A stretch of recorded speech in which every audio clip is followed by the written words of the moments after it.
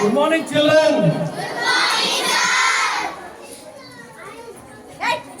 I welcome all the children as well as teachers, principal and vice principal.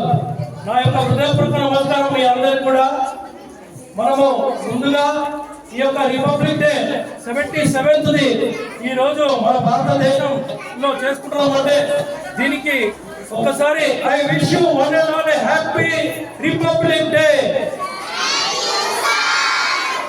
ముందుగా republic day అనేది దాని మీద 2 నిమిషాలు చెప్తాను నేను.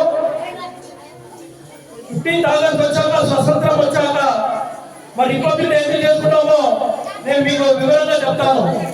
రిపబ్లిక్ డే అనేది ఒక కాన్స్టిట్యూషన్ ఈ రోజు మనం ఫామ్ చేసి మన ఫ్యూచర్ ఎలా ఉండాలా, పిల్లల భవిష్యత్తు ఎలా ఉండాలి, కులం మతం భేదాలు లేకుండా రాజ్యాంగం రాసినటువంటి డాక్టర్ బిఆర్ అంబేద్కర్ మరియు డాక్టర్ రాజేంద్ర గారు వాళ్ళిద్దరు కూడా కలిసి 2 సంవత్సరాలు పట్టింది కాన్స్టిట్యూషన్ వేయడానికి.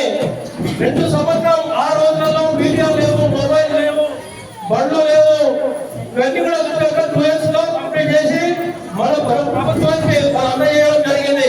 దానికి ఆ రోజులలో 26 లక్షల రూపాయలు ఖర్చు కావడం జరిగింది. ఇదంతా క్రెడిట్ మా పూర్వీకులు చేసేవాడి జాతి పిల్లలు వారికి ఒక్కసారి గట్టిగా చప్పట్లు కొట్టాలని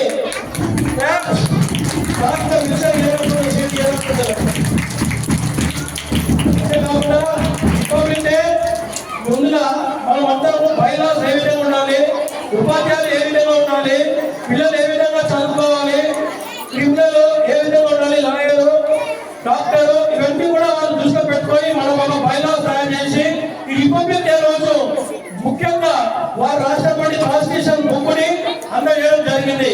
దీన్ని మనం రిపబ్లిక్ డేగా చేసుకుంటున్నాం. ఎందుకంటే మనకు స్వతంత్రం వచ్చాక ఇప్పుడే నిజమైనటువంటి రిపబ్లిక్ డే అంటే ఫ్రీడమ్ వచ్చింది అన్నట్టు. ప్రతి ఒక్కరికి ఏ వృత్తిలో ఉన్న వారికి ఆ వృత్తిని రాయడము. సపోజ్ ఎగ్జాంపుల్ చెప్తాను.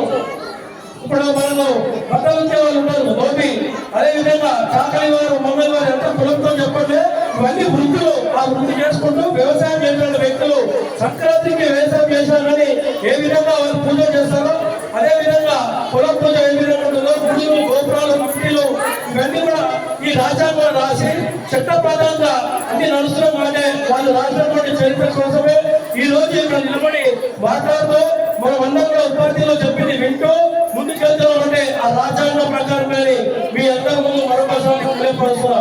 ఈ యొక్క బిఎంఆర్ మల్లికార్జున గారికి నాకు ప్రతి ఏటా ఈ అవకాశం ఇస్తున్నందుకు నేను స్టూడెంట్ గా భావిస్తూ స్టూడెంట్ గా మీ అందరి ముందు మాట్లాడుతున్నామని మా గురునీయులకు ఇక్కడ ఉన్నటువంటి అందరికీ ప్రతి ఒక్కరికి కూడా పేరు పేరున ధన్యవాదాలు తెలుపుకుంటూ ఈ అవకాశం ఇచ్చినటువంటి ప్రతి ఒక్కరికి పెద్దలకు మరి డిగ్నిటరీస్ మరియు అందరూ కూడా పేరు పేరు నమస్కారం తెలియపరుస్తూ I wish you all once again a happy Republic Day.